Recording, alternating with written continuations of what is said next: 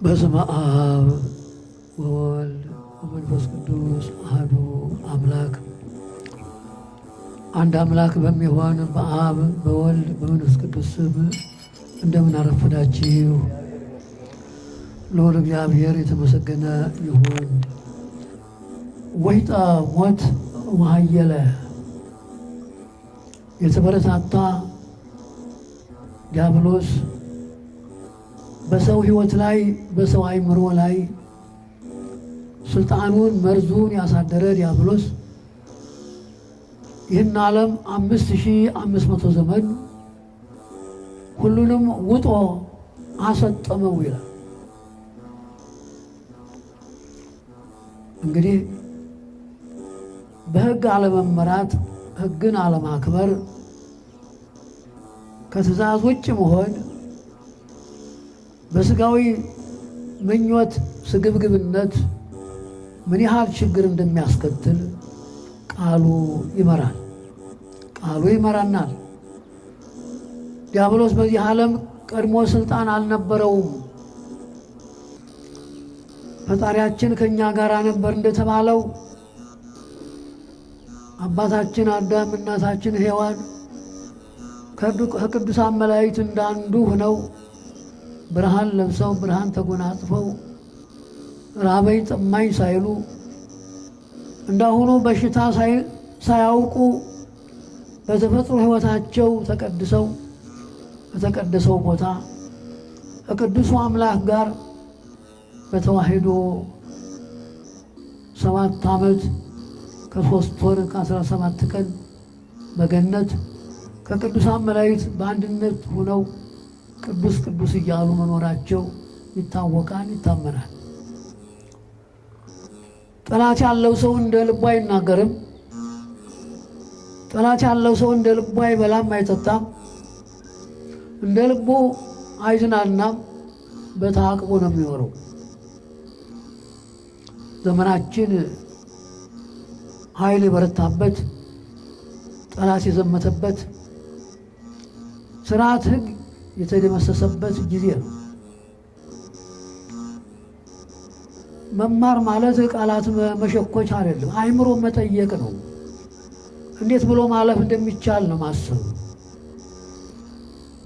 ውሃ ዋና የማያውቅ ሰው ባህር ገብቶ ቢጠጣ በራሱ ፈረደ ማለት ነው። ዛሬ በአሁኑ ጊዜ ዓለም ሁሉ ተማሪ ነው፣ ሁሉ መምህር ነው፣ ሁሉ አመስጣሪ ነው። ከችግር መዳን ግን የሌሎቹ ነው፣ ለእውነተኞቹ ነው። እግዚአብሔር የቃላት ሽኩቻ ድህነት የለበትም፣ የማመስጠር ችግር የለበትም። እሱ ፈቃዱ ሕጌን ጠብቁ፣ በሕጌ ኑሩ። ሕግ መጠበቅ የተለየ ነው። አእምሮ ይጠይቃል፣ ሚዛናዊ ሕይወት ይጠይቃል። የተለየ የሚያደርገውም ይሄ ነው። ቋንቋ የሚነገረው ቋንቋ ምንድነው? ስለምንድን ነው የሚያመለክተው? ረቂቁ እንደገዘበ ግዙፉ እንደረቀቀ ጠላት ባመጣው መሳሪያ የማይታየው እንደታየ ሰማይ ወምድር ዘያገምሮ ፎንከ ማኅፀነ ድንግል ጾሮ ጠላት ዲያብሎስ አካሉን ገልጦ አስከፊ ሕይወቱን ገልጦ አልሄደባቸው፣ ሰውሮ ነው የሄደው። በከይሲ ባህሪ ተሰውሮ እሱ ራሱ ከይሲ ሲሆን ከይሲው በከይሲ ተሰውሮ ለማሳሳት ለማደናገር ገነትን ያህል ቦታ ተስረቅርቆ ገባ። ዘመናችን እንደዚህ የተሰረቀረቀ ነው። ብርሃኑ ጨለማ የሆነበት ጨለማው ብርሃን የሆነለት አካል ነው የሚታየው። ነቢያት ያልጠቆሙት ነቢያት ያልተናገሩት አረፍተ ነገር አይገኝም። ነቢዩ ወይጠ ሞት ዘሃየለ ካለ በኋላ በተርጉማኑ ተውሂጠ ሞት ዘሃየለ ብለውታል። 5500 ዘመን በዚህ ዓለም ላይ የተበረታታ ዲያብሎስ እነሆ በመስቀል ልቡን ተወግቶ በመትሕተ በገሃነመ እሳት ተዋጠ መልሶ ይላል። ተውሂጠ ሞት ዘሃየለ 5500 ዘመን ይህን ዓለም ከሕይወት ወደ ሞት ከክብር ወደ ሐሳር ከሰላም ወደ እስር ቤት ከብርሃን ወደ ጨለማ ዓለምን ሲያግዝ የነበረው ዲያብሎስ እነሆ በዕለተ ዓርብ ተወግቶ በመስቀል ተወግቶ ገሃነም የነበሩት ውጡ ተብለው ሲወጡ እሱ ከነሰራዊቱ አንጦርጦስ ወርዷል። እንግዲህ የክርስቶስ መሰቀል፣ የክርስቶስ መሞት፣ የክርስቶስ ደም መፍሰስ ጠላትን ለማስወገድ ችሏል። ክብራችን ይህ ነው። ነፃነታችንም ይህ ነው። ዲዳ የነበርነው ተናጋሪ ሆነናል። ደንቆሮ የነበርነው ሰምተናል። ምስጢር መናገር ቀርቶ ቃላት ተሰውሮብን የነበረው ቃሉ ተገልጧል። እለ ውስተ ሲኦል ጻኡ ወእለ ውስተ ጽልመት ተከሰቱ ወርዩ ብርሃነ አብዬ።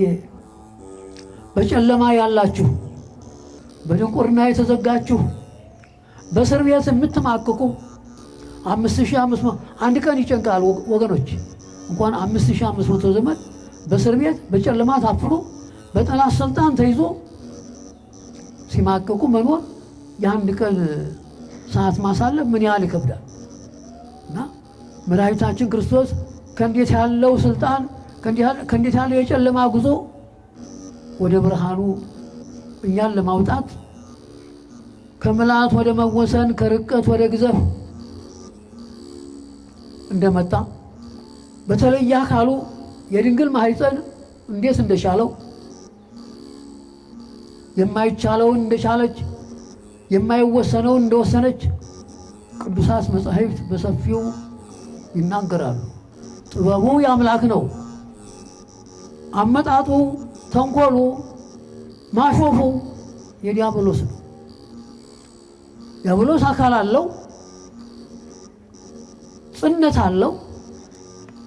10ቱ ህሊናተ ሁሉ ለአዳም ወለከሳዱ ተብሏል። ለአዳም 10 ሀሳቦች ተሰጥተውታል። የማሰብ የማውጠንጠን 5ቱ የክፉ 5ቱ የመልካም ሀሳቦች ተሰጥተውታል። ወለከስ ያንተ ግን አንዲት ናት፣ ያችውም ጽነት ብቻ ናት። ከጽነት በስተቀር ከአንተ ባህሪ የሚገኝ ነገር የለም ተብሎ ተመዝግቧል። ቃሉም በመቃበያን ነው። ስለዚህ ይህን ዓለም ቅናትም የማያደርገው ነገር የለም። ተንኮል ራሱን ሳይጎዳ ሌላውን አይጎዳም። ምቀኝነት ራሱን ሳይጎዳ ሌላውን አይጥልም። በምንም አይነት የማይሰረቅ አይሰረቅም፣ የማይወናበድ አይወናበድም። የእግዚአብሔር መንግሥት አይሸራረፍም። እሱ እንደወደደ ዲዳውን አናግሮ የሞተውን አስነስቶ የቀዘቀዘውን አድምቆ መሳሪያ ያደርገዋል። ስለዚህ ነቢይ ተውሂጠ ሞት ዘሃየለ 5500 ዘመን በዚህ ዓለም ላይ የተበረታታ ዲያብሎስ እሱ ባመጣው መንገድ መልሶ ተዋጠ። ዋንተሰ ተደለው ከትንግስ ተደለው ለከ ቆላ አርሂብ ወጠው ውጡ ውስጤቱ ወእሳት ውስጤቱ። አንተ ግን ሰማይን ከነሰራዊቱ ምድርን ከነልብሱ ለመግዛት ተዘጋጀህ። ነገር ግን ከላይ ወደ ታች ከሰማይ ውዱድ ወደ ኢዮር፣ ከኢዮር ወደ ራማ፣ ከራማ ወደ ኤረር፣ ከኤረር ወደዚህ ዓለም፣ ከዚህ ዓለም ወደ አንጦሮጦስ ወረድክ። እፀው ውጡ እንጨት ተከምሮበታል፣ መስቀል ቁሞበታል። በእንጨቱ ክምር ውስጥ እሳት ነዷል። መድኃኔዓለም ተሰቅሏል። የዘላለም እሳት ሲያንገበግብህ ይኖራል።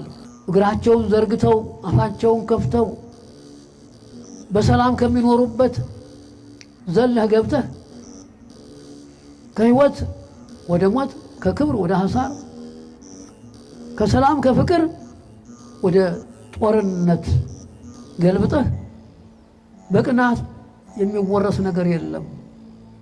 በሰማይም በምድርም እግዚአብሔር ያልሰጠውን ሀብት ማንም ሰው ሊያገኝ አይችልም። አዳም 7 ዓመት ከ3 ወር ከ17 ቀን በገነት ሲኖር ጠላት ነበረው። እንቅልፍ የሌለው እረፍት የሌለው ረቂቅ ጠላት አለ። እንዳገኘህ በልተህ እንዳገኘህ ጠጥተህ እንዳገኘህ መናገር አትችልም። ጠላትን ማለፍ ደግሞ ታጥቆ ነው። አሁን በነፋስ የተሰራጨ ኮሮና የምትሉት በሽታ ስንቱን ሊቃውንት ነው ያዋረደ፣ ስንቱን ጠበብት ነው ያንኮታኮተው። ከመጠናቸው አልፎ በሐሰት ተውጠው ከሰማይ ወጥተን በጨረቃ ላይ ዓለም መስርተን መጣን እያሉ ከዚህ አፈር ቋጥረው ሄደው አፈርም ያራግፉ በሰው አእምሮ የሚቀልዱ ብዙዎች ነበሩ። ኮሮና ምን ያህል ውርደት አመጣ! እንግዲህ አረበኛ፣ እንግሊዘኛ፣ ዕብራይስጥኛ ማመሳቀል ተራ ነገር ነው። የሰዎች አንደበት እኮ ነው። ምንም በውስጡ ኃይሉ መለኮታዊ ስልጣኑ ቢነገርም የሰዎች ቋንቋ ነው። የእግዚአብሔር ሰው መሆን ደግሞ ለየት ያለ ነው። የቋንቋ ክምችት ከማንም ከምን አያድንም። በምንም አይነት አይምሯችሁን ለእግዚአብሔር ስጡ። የሰው አይምሮ የተዘጋጀው በእግዚአብሔር ጥበብ ነው፣ በዲያብሎስ ጥበብ አይደለም። ዲያብሎስ እኮ በዋጅ ነው እንጂ የወጣው በግብሩ አሁንም አልለቀቀም እኮ አለ እኮ ውስጥ ለውስጥ የእሱ ቤት ማህደር መገለጫ የሆኑ አካሎች አሉ። ለእሱ የሚገብሩ የሚያስገብሩም አሉ። ወዳጆቹ አሉ፣ ጠላቶቹም አሉ። ፈጽሞ እኮ አልለቀቀም። እያንዳንድ ራስህን ጠይቀው። ሌሊት ተኝተህ ከማን ጋር እንደምታደር ራስ ታውቃለህ። እንቅልፍ የሌለው በልቶ የማይጠግብ ጠጥቶ የማይሰክር ሁልጊዜ የሰው ደም እንደጠጣ የሚኖር ማን ነው? እውቀት ካለ ምስጢርም ካለ። ስለዚህ እለ ውስተ ሲኦል ጻኡ ወእለ ውስተ ጽልመት ተከሰቱ ወሬው ብርሃነ አብዬ። በጨለማ ያላችሁ፣ በድንቁርና ያላችሁ፣ በሲኦል ተግዛችሁ 5500 ዘመን ጠያቂ አጣችሁ፣ ስልጣናችሁ፣ እውቀታችሁ፣ ሕይወታችሁ ተማርካችሁ በባርነት ያላችሁ ወገኖች ውጡ። ከጨለማ ወደ ብርሃኑ፣ ከሞቱ ወደ ሕይወቱ፣ ከሐሳር ወደ ክብር ውጡ። እንግዲህ የእግዚአብሔር ልጅ ከድንግል የተወለደው እውነተኛው አምላክ ጠላት ባመጣው መሳሪያ ደመ ድንግልናን ከፍሎ አካል ዘያክልን ፈጥሮ የራሱን አካል ራሱ ፈጥሮ ራሱ በመዋሃድ ለጠላት በማይመች ምስጢርና ኃይል ከድንግል ተወልዶ የማይታይ አስተራየ ዘኢያስተሪ ተገሰሰ ዘኢይትገሰስ፣ የማይታየው ታየ፣ የማይዳሰሰው ተዳሰሰ፣ በግዘፍ አካል ተገለጠ። ዘሰፍሖ ለሰማይ ወሳረረ ምድረ ዲበ ዘባነ ባሕር ወዘይፈጥር መንፈሰ ለሰብእ። ሰማይን እንደ ድንኳን የዘረጋው ምድርን በባህር ላይ የመሰረተው ለሰው ሁሉ አይምሮ ነባቢት ለባዊት ሕያዊት ነፍስን ፈጥሮ ያዋሃደው አምላክ ዘሰፋ ሰማይም ድንግል አስተርአየ። እነሆ ከድንግል ሥጋን ነፍስን ተዋህዶ ተገለጠ። የቤተ ክርስቲያኒቱ አመስጣሪው አባት መጽሐፍ ቅዱስን አላምጦ የዋጠው ሲተረጉም ዘሰፋ ሰማየ እምድንግል አስተርአየ እሞ ወላዲቶ ኪያሃርስ መንጽሐ አበሳ ወሀበነ ማየ መጣይተ ልብሳ መጣይተ ግርማ አልበሰን በስብሐት ርስቱየ። ለአጋንንት ለሊቃነ አጋንንት ለሰራዊት አጋንንት እንደ እሳት የሚያቃጥል ልጅነት በጥምቀት የሁሉ ባለቤት ሲሆን በውሃ ተጠመቀ። በማር በወተት ቢጠመቅ ድሆች የቻገኙት ነበር። ሁሉም በሚያገኘው የውሃ ድሃ የለምና በውሃ ተጠምቆ በውሃ ተጠምቃችሁ ክበሩ፣ ችግራችሁን አስወግዱ፣ ከመላእክት አንድነት አትለዩ ብሎ በውሃ ተጠመቀ። በውሃ ተጠምቆ ከዳ ከበደል ከርኩሰት ተለይተን በቅዱስ መንፈስ ተቀድሰን በሥጋው በደሙ ከብረን እቶ በሰላም ውሉደ ሰላም የፍቅር አንድነት ወገኖች ሥጋውን ደግሞ ተቀበላችሁ በልጅነት በሃይማኖት ከብራችሁ ወደ ጥንት ርስታችሁ ገነት መንግሥተ ሰማይ ግቡ ተብሎ በማይታበል ቃሉ በዕለተ ዕርገት ይህን የምሥራች ነግሯቸው ለዓይናቸው ብርሃን እስከሚሰወር ቀና ብለው እያዩ ጥንት ወደ ነበረበት መለኮታዊ ሥልጣኑ መለኮታዊ ዙፋኑ ሲያርግ በቀኝ በግራ ቅዱሳን መላእክት ተከትለው ቅዱስ ቅዱስ ቅዱስ እያሉት እያመሰገኑት ሥጋ የባሕርይ አምላክ ሆኖ ሥጋ የአብ የባሕርይ ልጅ ሆኖ ዓለማትን ዘመናትን ፍጥረታትን ሲገዛ ይህ የተሰወረባቸው ወገኖች ዛሬም በልዩ ልዩ እንቅፋት መሰናክል እየሆኑ ቤተ ክርስቲያኒቱን ሀገሪቱን እየሸራረፉ ይገኛሉ። ትምህርት ቤት ያልገቡ ከመምህራን ጋር ያልተጎራበቱ ቃላትም አይሰሙ ፈረንጅ የተረጎመውን አማርኛ መጽሐፍ ቅዱስ እያላመጡ ጥሬ ባቄላ ቢቆረጥሙት ምን ይሆናል? ቁርጠት ነው። ከደም ጋር አይዋሃድም። ከመምህራን አንደበት ያልተተረጎመ ምስጢር የለሽ ትርጓሜ ገደል መውደቅ ነው። ስለዚህ ትምህርት ቤት መዘጋት የለበትም። በምንም አይነት ትምህርት ቤት መዝጋት አገሪቱን መዝጋት ማለት ነው። ቤተ ክርስቲያኒቱን ቆልፎ ለችግር ማጋለጥ ነው። ስልጣን አለን የምትሉ አስተውሉ። ትምህርት አንሷችሁ እንደሆነ ተማሩ። አልገባችሁ እንደሆነ እንዲገባችሁ ሁኑ። ስልጣኑ ይቀራል፣ አካልም ይቀራል። መጥፎ ታሪክ ብቻ ነው የምታወርሱት። በእግዚአብሔር መንግሥት ላይ ቀልድ የለም። በእግዚአብሔር መንግሥት ላይ ስልጣን የለም። ምናልባት ከኛም ወገን የተሳሳቱ ወገኖች አሉ። ለምን ቤተ ክርስቲያኒቱን ውስጧን ሳያውቁ ስሟን ብቻ ወርሰው በሽኩቻ በጆሯቸው ቃላት ሳይሰነዘር ሳይገባ ክብሯን ለመውረስ የሚራወጡ ጥቂቶች አይደሉም። ሕጓን ስርዓቷን ሳይጠነቅቁ ከመምህራን ጋር ሳይነጋገሩ ሳይጎራበቱ በሜዳ ሩጠው በሜዳ ላይ እየሰለጠኑ የቤተ ክርስቲያኒቱን አዋጅ ያልሰሙ እያለች እንደሌለች እያሰማች እንደማይሰማ የራሳቸውን ሥጋዊ ትዳር ብቻ ለማጎልበት የሚራወጡ ጥቂቶች አይደሉም። ይሄ ዓለሙ ያወቀው ጉዳይ በመሆኑ ነው። ስለዚህ ዘመነ ትንሣኤ፣ ዘመነ ዕርገት፣ ጸአተ ሲኦል ይባላል። ከሲኦል ወጥተን ነፃነት ያገኘንበት ከትንሣኤ እስከ ዕርገት፣ ከዕርገት እስከ ጰራቅሊጦስ የክርስትና ሕይወታችን ሥጋዊ ሕይወታችን መንፈሳዊ ሕይወታችን የተቀደሰበት ከባርነት ከቁራኝነት ነፃ የወጣንበት የደስታችን መገለጫ።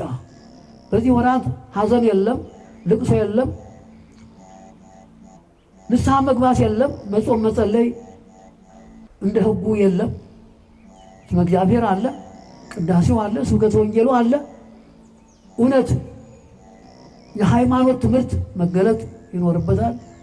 ደስታው መከራው በደስታ እንደተለወጠ ሞተ ሥጋ ባይቀርም ሞተ ነፍስ ቁራኝነት እንደተወገደ ሲኦል እንደተበረበረ እሱ በመስቀል ላይ ሕይወቱን ሰውቶ በአካለ ሥጋ ወደ መቃብር በአካለ ነፍስ ወደ ሲኦል ወርዶ 5500 ዘመን በእስር ቤት የነበራችሁ ንውጡ ብሎ ዓርብ በ11 ሰዓት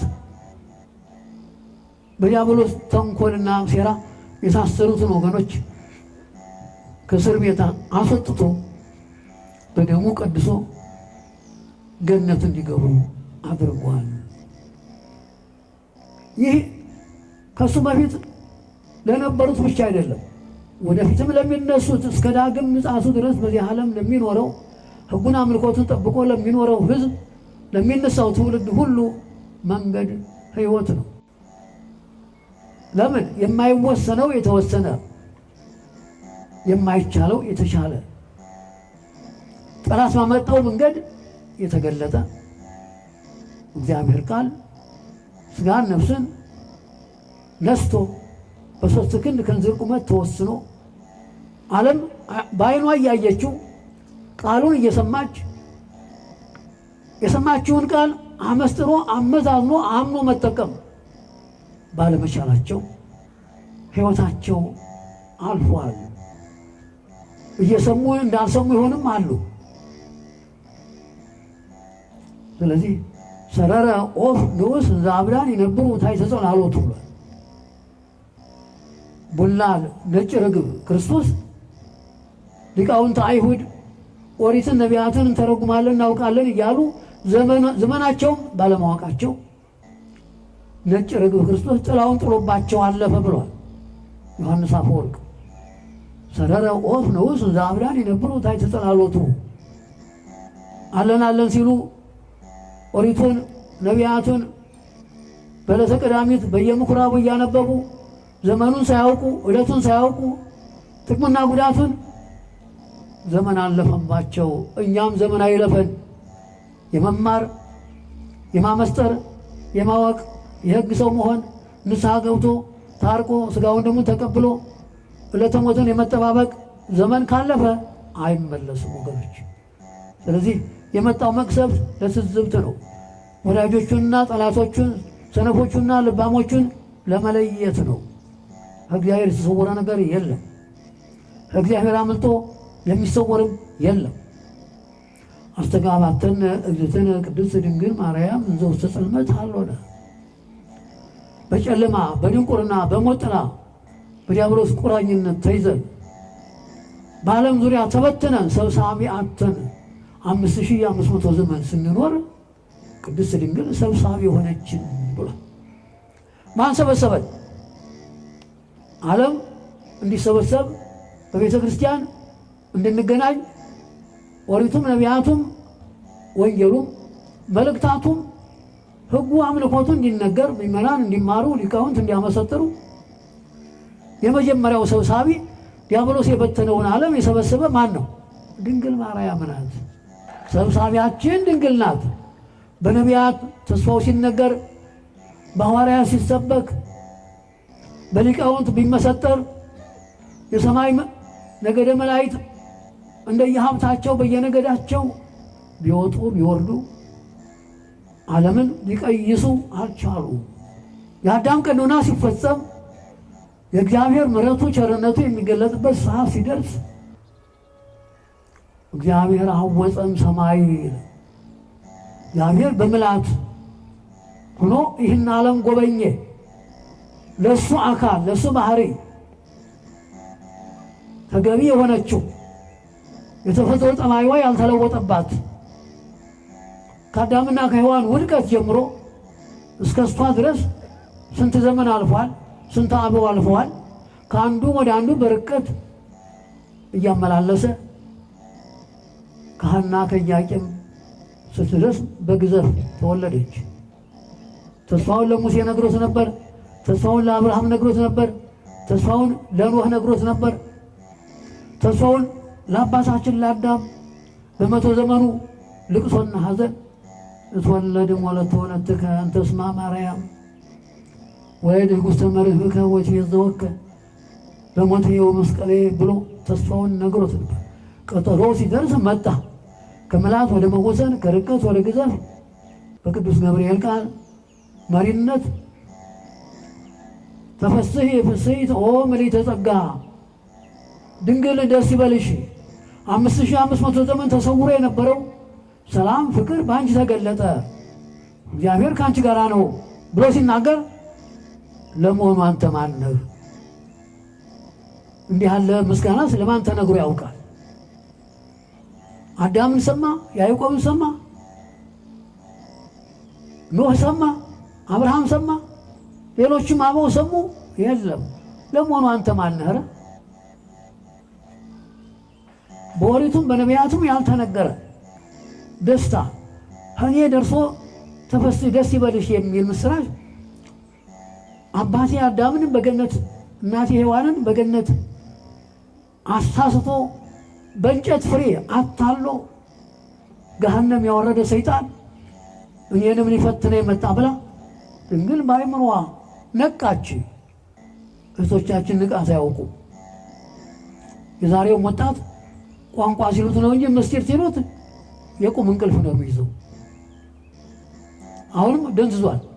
ቅድም ወንድሜ ደህና አድርጎ ገርፎልኛል። አሁንም ቢሆን ምስጢር ሲነገር የቁም እንቅልፍ ነው፣ አይምሮ ይበተናል። አሁን ዝክሩ ቤት ነው ያለ አብዛኛው ወደ የቁርሱ ሰዓት ስላለፈበት። ስለዚህ ድንግል ገብርኤልን ለጊዜው አልተቀበለችውም። ማነህ አንተ?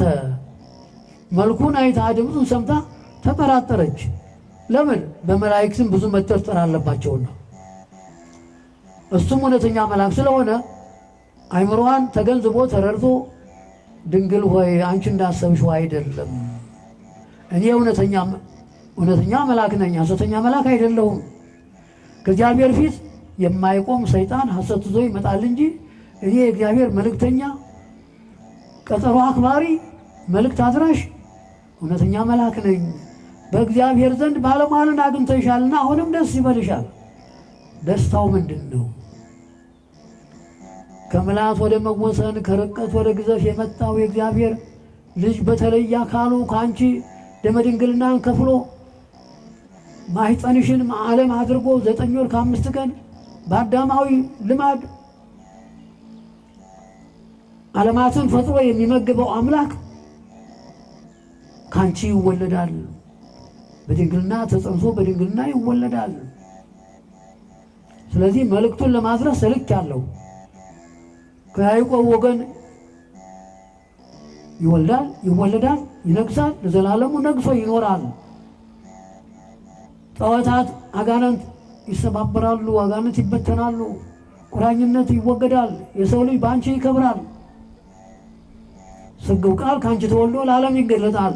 ለዓለም ሕይወት መድኃኒት፣ ምግብ መጠጥ፣ በምግብ የገባውን በደልና ርኩሰት በምግብ ለማስወጣት ምግብ ሆኖ ይገለጣል። ሁልጊዜ በካህናት እጅ ይፈተታል። መለኮት የተዋሃደው ነፍስ የተለየው ሥጋውን ለእግዚአብሔር ደሙን ለእግዚአብሔር በካህናት እጅ ሁልጊዜ ይሰጣል። ጆሮ ያለው ይስማ። ጨርሻ አባታችን ሆይ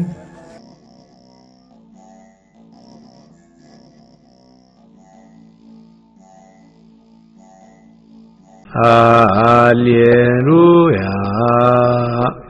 ሰላም ለኪ ኦ ማርያም ደብረ መቅደሱ ለእግዚአብሔር ሰላም ለኪ እንተ መልዕልተ ኩሎሙ ቅዱሳን። በስመ አብ ወወልድ ወመንፈስ ቅዱስ አሃዱ አምላክ አሜን። እነሆ የማርያም መንገድ ማምለጫ መዳኛ ለአዳም ዘር በሙሉ የእግዚአብሔር አንድነት ፍቅር የእመቤታችን ቅድስት ድንግል ማርያም አማላጅነት ከሁላችሁ ጋር ይሁን እያልን የማርያም መንገድ የተሰኘ አዲስ መንፈሳዊ ሚዲያ ይዘን ቀርበናል። በዚህ መንፈሳዊ ሚዲያ አብ ወልድ መንፈስ ቅዱስ ያዘጋጁት እምዬ ቅድስት ድንግል ማርያም የባረከችው የሥጋና የነፍስ ምግብ የሆኑ ሀልወተ እግዚአብሔር፣ ትምህርተ ሃይማኖት፣ ክብረ ድንግል ማርያም፣ ዝክረ ቅዱሳን፣ ገድለ ቅዱሳን፣ የኢትዮጵያ ኦርቶዶክስ ተዋሕዶ ቤተ ክርስቲያን ታሪክ፣ ሥርዓተ ቤተ ክርስቲያን፣ የሀገራችን ቅድስት ኢትዮጵያን ታሪክ፣ የኢትዮጵያ ነገሥታትና የጀግኖች አርበኞች ታሪክ እንዲሁም መንፈሳዊ ዘጋቢ ፊልም ያገኙበታል።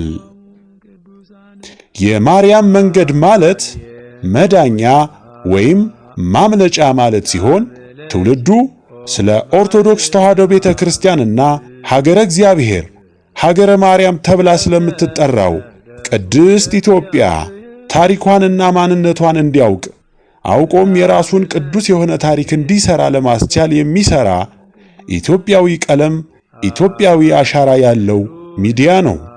በውኑ ኢትዮጵያዊ መልኩን ወይስ ነብር ዥንጉርጉርነቱን ይለውጥ ዘንድ ይችላልን? በዚያን ጊዜ ክፋትን የለመዳችሁ እናንተ ደግሞ በጎ ለማድረግ ትችላላችሁ። ትንቢተ ኤርምያስ ምዕራፍ 13 ከቁጥር 23 ይህንን መንፈሳዊ ሚዲያ ለመደገፍ ሼር፣ ላይክ፣ ሳብስክራይብ ያድርጉ። እናመሰግናለን። እነሆ ከዛሬ ጀምሮ ትውልድ ሁሉ ብፅዕት ይሉኛል። የሉቃስ ወንጌል ምዕራፍ 1 ከቁጥር 48። ሰላም ለኪ እንተ መልዕልተ ኩሎሙ ቅዱሳን